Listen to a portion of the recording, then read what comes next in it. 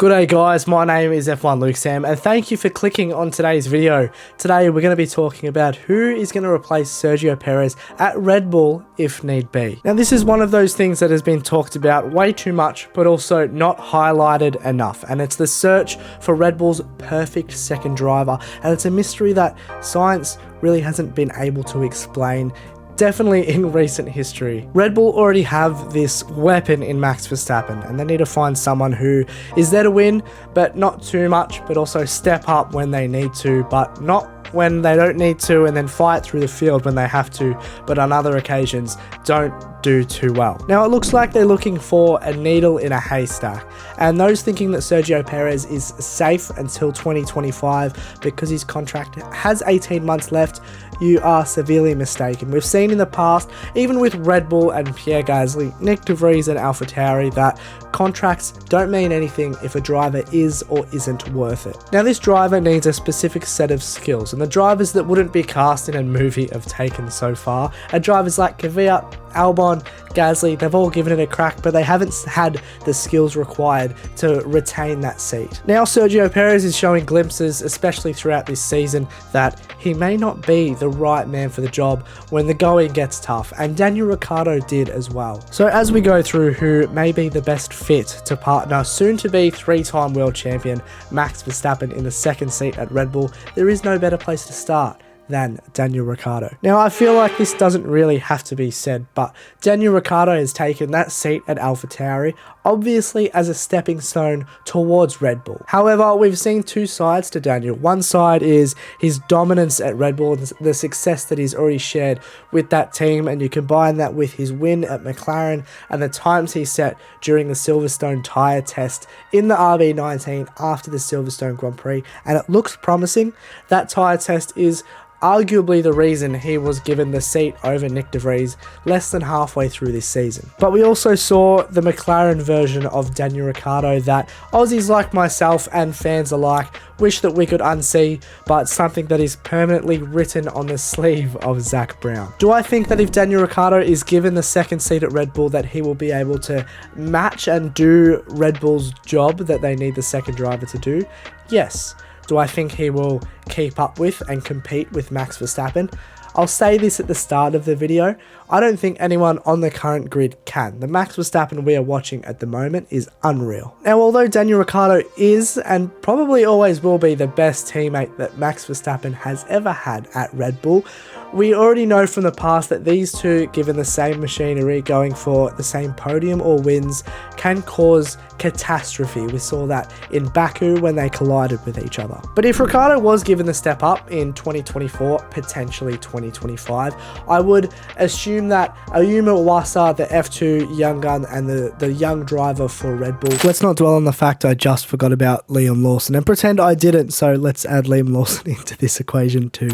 We'll make the step up to AlphaTauri to fill that void. However, there's something that has always stumped me with the Daniel Ricciardo being promoted to Red Bull situation, and it's this. What do you do with the young driver academy that you're currently building up? You know, drivers like Yuki Sonoda, who's already in Formula 1, Liam Lawson, who's killing it in Super Formula. You got Ayumu Iwasa, Hauger, Enzo Fittipaldi, Crawford, Hadjar, Maloney. It's almost like this young drivers academy is just halted and paused until Daniel Ricciardo either isn't good enough or retires, and then it can continue again. And I just imagine the slap in the face that it would be towards Yuki Tsunoda's hard work if Daniel is given the call up instead of himself. Now, let's talk about Yuki. Yuki Sonoda is an interesting case, and if you compare him to where he was at the start, you know, on his debut season, he's matured a hell of a lot, so shout out to Yuki. But does he have the pace and the consistency and the maturity and everything that Red Bull need in order to take that second seat? You know, really hit it hard at the start, maintain that momentum throughout, and make a name for himself. It's kind of good that we finally get to see a proper benchmark. We get Daniel Ricciardo to compare Yuki Tsunoda with instead of Nick de Vries, and I truly think that will be very telling.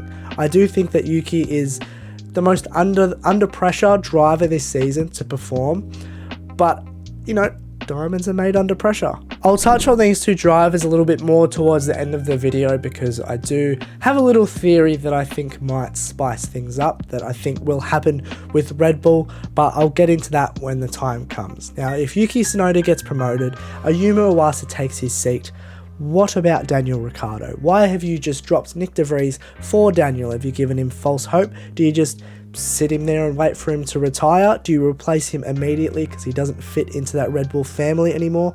What do you do with Daniel? Again, there is a theory at the end of the video, but there's always questions that loom around every possibility. My voice has taken a hit over the last week. I lost it for a week and then I got sick and it's really taken a pounding, hence the no videos.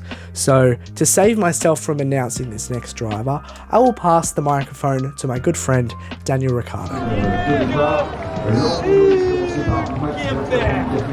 Now, I know, I understand this is a shot in the dark, and my reasoning behind it hopefully will give you guys a bit of insight as to why. Red Bull need a mature driver who knows their place. This guy is as hungry for a podium as he is for a win. Now, I mentioned the hunger for a podium. We have seen that in the past, but most notably, we've seen his choke in Germany going for his first ever podium.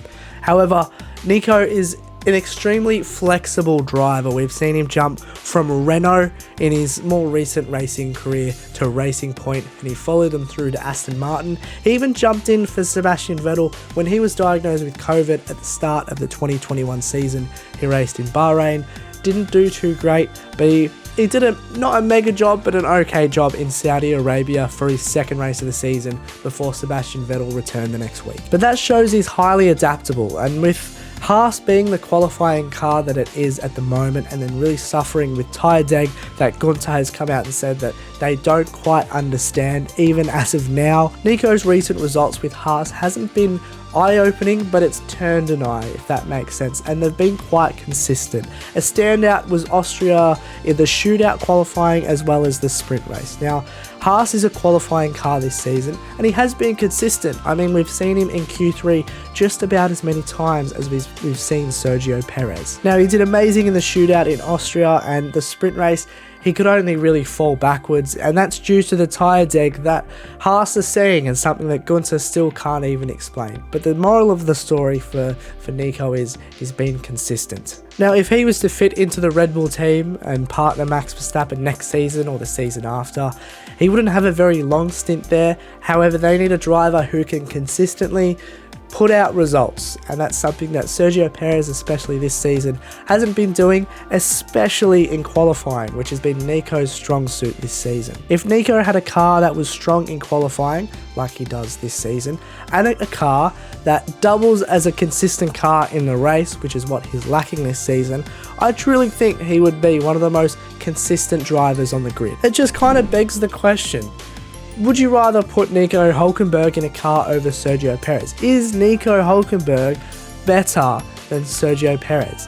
My answer, there's an argument for both sides, but I would probably say no. Now, although Hulkenberg may not be a better driver on paper or from what we've seen compared to Sergio Perez, Red Bull need to look at who the best second driver option for themselves are. Now, it's the same reason that personally I wouldn't even flirt with the idea of putting Lando Norris in that Red Bull, because all it's going to do is create friction. Sometimes having the two best drivers on the grid isn't the best case scenario for your team. All in all, if Checo continues to be consistently inconsistent like he has been this season, Red Bull, they're going to have it up to here with him once other teams like Mercedes and Aston Martin, McLaren, Ferrari, even AlphaTauri catch up and make it a multi-car battle. Wait, did I just say AlphaTauri?